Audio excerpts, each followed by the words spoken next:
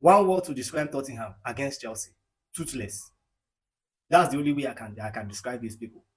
You know, the game that Chelsea played against Arsenal, this is how I also describe Chelsea's performance against Arsenal: toothless. That is how Tottenham they were. That's just the truth.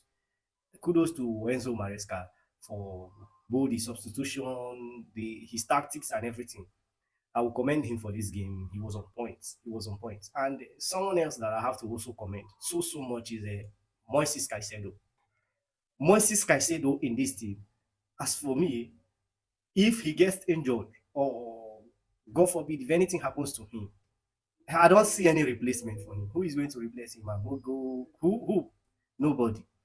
When the game started, he sustained an injury or something like that. He fell down. And I was, to be sincere, my heart was racing. I was thinking that he was done, and it would have been a disaster for Chelsea. This guy is also important for Chelsea because sometimes when Chelsea are under attack, sometimes the way um, he breaks attack when the opponents, if they are coming to attack Chelsea, the way he breaks the attack, it helps Chelsea so much in transition. You know, I've said this about Lavia, but Lavia is nowhere. He's always injured. So Moises Caicedo is very important for this team.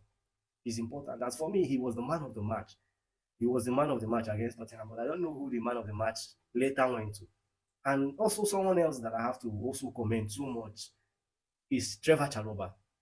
I think that game that he played against Wolves, I think this one should be the best performance I have seen him. I was shocked to hear that Wesley Fofana was injured and he stepped up. For Trevor Chalobah, he's really stepped up in this game. Maybe he's an academy graduate. Maybe he understands more what this game against Tottenham Hotspur, what it means to Chelsea fan. He really stand up. The, that pass that he played for Nicolas Jackson in the first minute.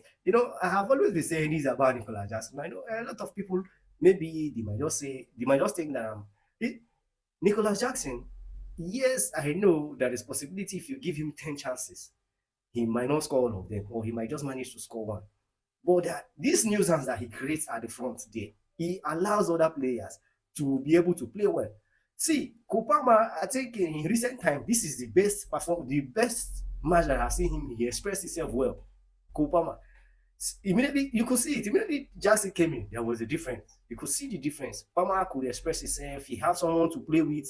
The link up and the way Jackson, um, you know, the way he collects the ball, he does this so well. When he collects the ball, he allows other players to run in behind him. Then this creates panic for the defense. But when Jackson is not there, the defenders they push forward, and you will see Chelsea playing in their own half. That is because there's nobody to stretch the defense. But Jackson does that well, perfectly. Yes, you give him 10 chances and he will miss, but that chaos that he creates there, he allows other players to do more, to play better. Another player that I want to talk about is Jadon Sancho. Yes, Jadon Sancho, you know, the Tottenham keeper made a wonderful save from him. But let me just say this: this Jadon Sancho is not meant for the Premier League. That's just the truth. I don't know how. I think he's 25 or 24 years. I don't understand how his coach will be telling him or teaching him how to shoot at this age. I think he should be in his prime by now. So I don't understand how a 25-year-old player, professional player, they will still be telling him to shoot. Now, Jadon Sancho, he should just go back to Manchester United. All the things, just go back and check my videos, what I've said about him. He keep on proving me right. He keep on proving me right in every match. Just go back, you'll see the videos I've made about Jadon Sancho. So I don't need to go back on that again. And also Pedro Neto. Yes, Pedro Neto, he had good crosses that he crossed. I think two wonderful crosses. This is why I'm always saying Chelsea should sign Osimhen. Some of these crosses, see, that goal that Enzo Fernandez scored. See, if you give Osimhen 10 of those kind of crosses, you put it on his head, he will score 8 of them. 8 out of 10. Yes. Or let me not just exaggerate. Let me say 6 out of 10. 7 out of 10, he will score them. Osimhen is a monster in the air. I believe he's the player that is suited for Chelsea. Do you know why I talk about Osimhen? He should come to Chelsea because some of these teams that they adopt the low block. When they adopt the low block, I think the best option is to be crossing the ball because all of them they are packed in in their own box. All you have to do is you cross the ball. But if you cross the ball, who are you crossing the ball to? Nobody. So if Osimhen is there, that is why all these strikers that they are talking about, I don't see anyone that improve Chelsea so much. Like will give Chelsea something different from what Nicolas Jackson is offering. Yes, I know they talk about Gokeres and yes, he's a good goal scorer. He can score better than Osimhen and all those. But this one, Osimhen have it better than all of them. That's just the truth. And also Sanchez. You see, had it been that goal that Sa scored, had it been that goal was not cancelled, I know everybody would have teared this Sanchez apart. That's just the truth. Because I don't understand how he could concede that goal from that distance. This is this is what we always talk about this Sanchez. But also kudos to him. Kudos to him. Let me not just crucify him. Because you see that goal that he saved, that last I think in the 88 minutes that he saved, that song, that goal that Son wanted to score that he saved. That is that is the whole. That is where when we won the 3 points.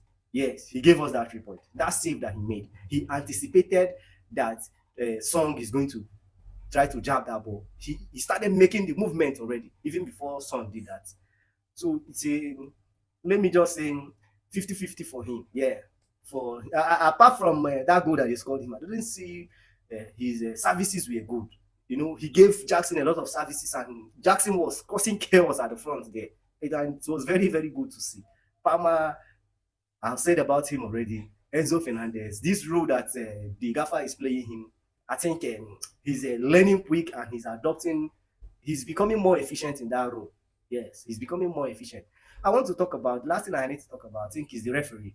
I think they were awful in this game. Yes, the referee. Some of the decisions that I think Sarr was lucky not to be red carded in this game, whether it's a direct red card or two yellow cards. First of all, the simulation that he did with Moises Caicedo in the box, that should have been a yellow card. And also, that tackle on Moises Caicedo, that could have also be a straight red card. I have seen that given as a straight red. Well, if you don't want to give it as a straight red, it should have been a second yellow card after the first yellow card when he dived in the box. So you see. So it was I don't even know why they dwell so long on that particular issue. It was clear and obvious. Immediately you saw the replay, it was clear and also the Moises Caicedo. I know Moises Caicedo, he must be fuming. He cannot score that goal. It will take him a long time for him to get that chance again to score that kind of goal. But that offside, immediately they showed the offside line. The first time I said, yeah, it was an offside.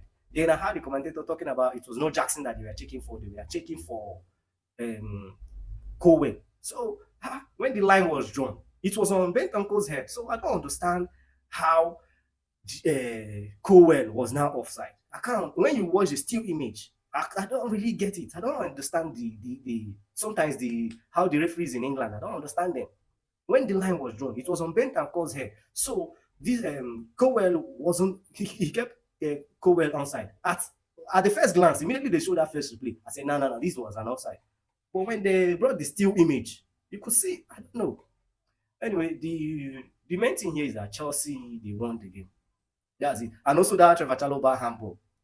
I've seen that given as a penalty. Yeah, I can see. Let me see that too. I've seen that given as a penalty. That handball, that when he was sliding and the ball touched his hand. So it was a good one. I like the spirit that Chelsea used and played this game. So that's it for me, guys.